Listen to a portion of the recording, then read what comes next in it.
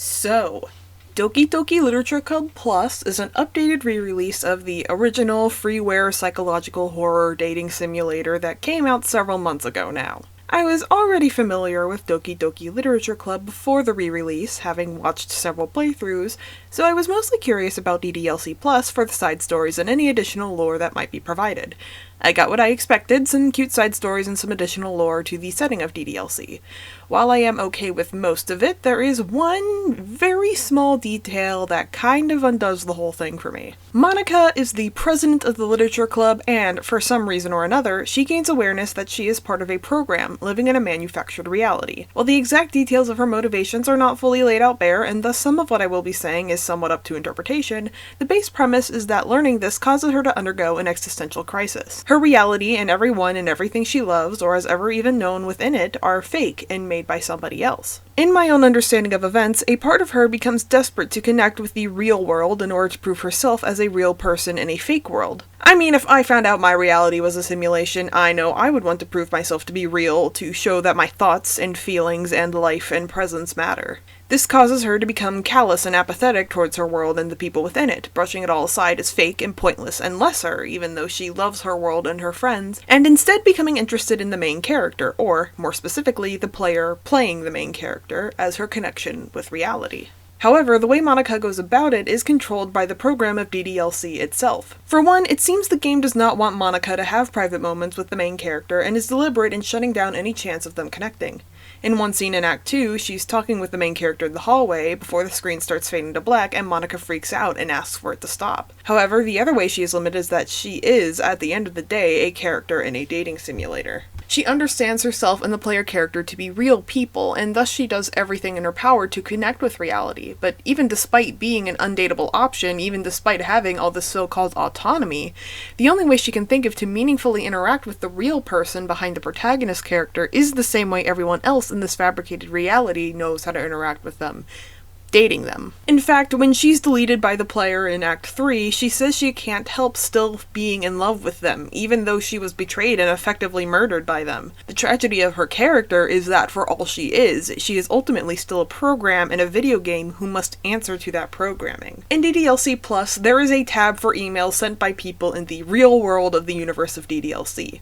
One of them, sent by LibMusi, an in-universe engineer working at Metaverse Enterprise Solutions, who designed the DDLC project, sent an email titled Character Discrepancy. It reads thus: Having run the control simulation for a while, it's evident that a certain character is missing from any mention or appearance. This makes me speculate that Monica's meddling is less clumsy than we think, because she would have had to manufacture this character herself as a way of forcing interaction between her and the user. Could that be why the character has such limited and dissonant personality traits, or am I reading too much into this?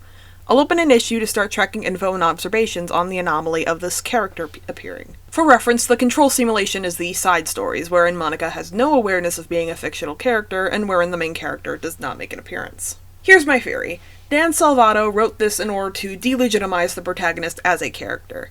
I don't know this for sure. My main evidence for this is that the TV Tropes page said that Dan Salvato didn't care for the protagonist very much, but it does make sense. The protagonist character simply isn't given a lot of attention as a character. And while I think it is a shame, since I can think of nothing more horrifying than having to become a bystander to your own misery as your very essence as a person is slowly withered away until you're a little more than a camera that vaguely mourns all these people you can't remember, this is ultimately the choice Dan Salvato wants to make, and despite my gripes with it, I do think he pulls off narratively ignoring the existence of a character as well as anyone can. Now, maybe it's possible that more will be done with this setting and there will be a payoff to this writing choice that makes it worthwhile, but as it stands, recontextualizing the main character as something Monica created brings about a lot of implications that kind of ruins the game. For one, if the main character was never meant to be a part of the program and thus was not added in by the programmers, this means that DDLC in the universe of the story was never supposed to be interacted with as a dating simulator. If Monica invented the main character, that must also mean she invented the dating simulator premise. Since there was no main character to act as romance conduit, there is no dating to simulate. This also means that the other Dokis did not have this inescapable hardwired attraction to the main character that Monica tried to work around, but rather they're normal people who all just so happen to be madly in love with this one rando. That or Monica forced them to be in love with him. This takes Monica from someone who is fighting desperately against her circumstances in the midst of an existential crisis, leading her to commit terrible acts in the name of fighting some sort of legitimacy for herself, to someone who has a lot of control over her circumstances and shaped them as cruelly as possible. If Monica chose to give the user an avatar within the world of DDLC, then she chose to have the user interact with her world as a dating simulator, and she chose for her club members to act as rivals she had to murder, and not to mention, she attempts to romance this person she can't even really communicate with, not because that's the only understanding she has for communicating with them, but because that's just what she wanted to do. I doubt this is what Dan Salvato was trying to do with this story, but Monica being the one who created the main character carries a lot of implications with it that damages a lot of the overall narrative. I think DDLC, as a horror story intertwined with a dating simulator, and as a narrative in general, is strong because of how all the characters struggle with these roles they can't escape. It's fatalism and determinism at its most horrifying, which is especially poignant since this game is, in universe, a game. DDLC plays with the predestined path of all these characters falling in love with the same guy to its scariest extent, unable to escape it even as Monica drives them all to mental breakdowns that only bring them all deeper in, and giving Monica a role in creating the circumstances that the rest of the story implies are entirely out of her control and something she is trying to work desperately around severely lessens the impact of that fatalism. Not only that, but it takes Monica from an understandable tragic villain to a complete asshole. And that's it. That's my problem with DDLC+. It's very little things that can make a story fall apart sometimes, and while I think DDLC is largely still a strong product, I quite dislike this one little detail.